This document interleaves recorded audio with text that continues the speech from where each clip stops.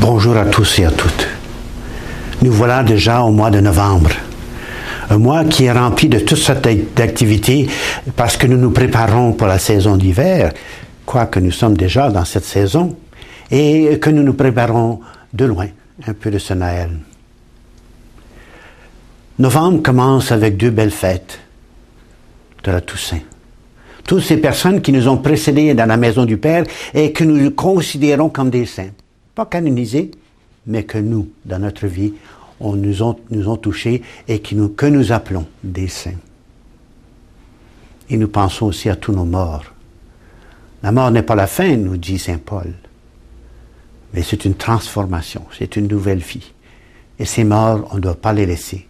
On doit continuer à prier pour eux, pour qu'ils puissent arriver à écouter nos prières et entrer dans la maison du Père. Le 11 novembre, la journée où nous nous rappelons de ces guerres de violence qui ont eu lieu dans le monde, Première guerre, Deuxième guerre, on peut continuer à compter les guerres de la Corée, du Vietnam et d'autres guerres au Moyen-Orient. Voilà que nous avons toutes ces guerres. Et on semble que les économies se basent sur la violence et la guerre pour continuer leur économie.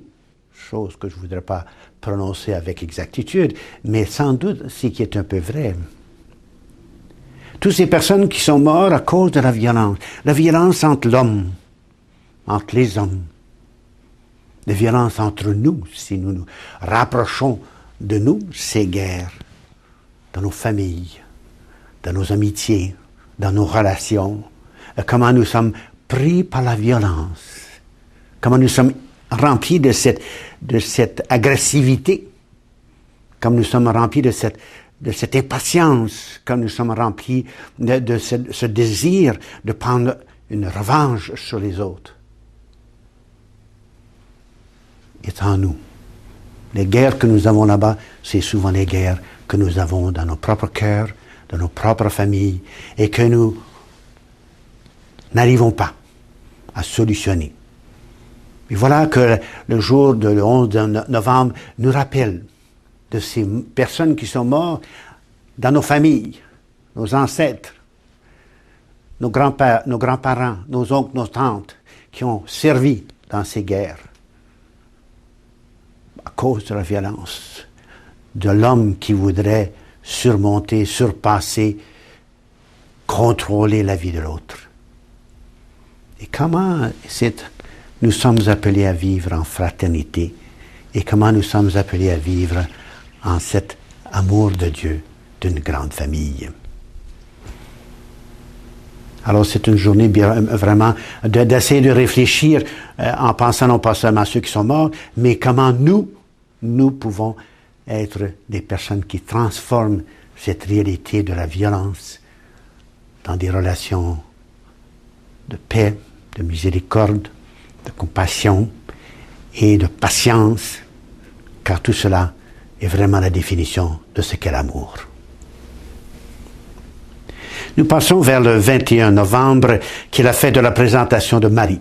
Nous penserons à toutes ces religieuses qui ont servi dans notre diocèse, mais aussi en ce jour-là, nous voulons faire ressortir le fait que plusieurs d'entre vous ont eu des fausses couches, qui ont perdu un enfant à la naissance, soit quelques mois après la naissance, et peut-être aussi vous avez eu l'expérience d'un avortement. Nous voulons vous aider à cheminer dans votre vie et de laisser cet esprit de culpabilité, cet esprit, oui, de culpabilité qui nous écrase et qui nous empêche souvent d'être nous-mêmes. Et ces célébrations que nous voulons avoir en cette 21 novembre, c'est vraiment pour nous aider à laisser cette page d'histoire et de tourner notre page à une nouvelle orientation, une nouvelle vie. N'oublions pas ce que nous avons fait ou ce que nous avons vécu, mais de le laisser dans le passé.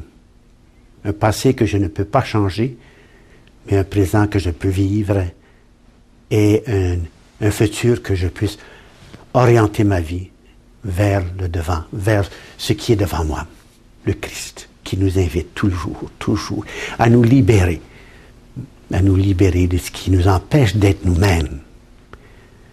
Alors c'est une occasion d'accepter ces faits, d'enlever de notre cœur cette culpabilité, cette anxiété que nous portons, cette tristesse et tout cela, pour que nous puissions regarder de l'avant, avec Marie, le chemin que Jésus veut que nous suivons et qu'il a tracé pour nous. Car il est le chemin de la vie, le chemin, la vérité et la vie. Et Jésus est vraiment la personne que nous avons ciblée pendant toute notre vie et surtout pendant toute cette année liturgique qui va se terminer avec la fête du Christ roi. Et c'est une occasion pour nous de voir comment est-ce que j'ai essayé de suivre Jésus, comment est-ce que j'ai essayé d'écouter cette parole de Dieu et de laisser cette parole de Dieu me transformer. Laisser cette parole de Dieu m'aider à vraiment être moi-même. Ce n'est qu'un désir du Christ, c'est que nous soyons nous-mêmes, car nous sommes créés à son image, nous avons été baptisés dans ce baptême qui nous a fait des enfants de Dieu. Alors, regardons un peu comment Jésus est devenu de plus en plus le centre de ma vie. De voir comment Jésus est vraiment, et son enseignement m'a aidé à vivre davantage dans la famille, cette relation d'amour, cette espérance, cette foi qui nous invite à nous transformer à tous les jours. Alors, je pense que c'est une occasion pour nous autres de remercier le Seigneur. Le mois de novembre, il y a beaucoup de choses. C'est de remercier le Seigneur pour le cheminement que nous avons fait, le cheminement qu'on aurait dû faire, qu'on n'a pas fait, mais le cheminement que nous allons entreprendre avec la saison de l'Avent.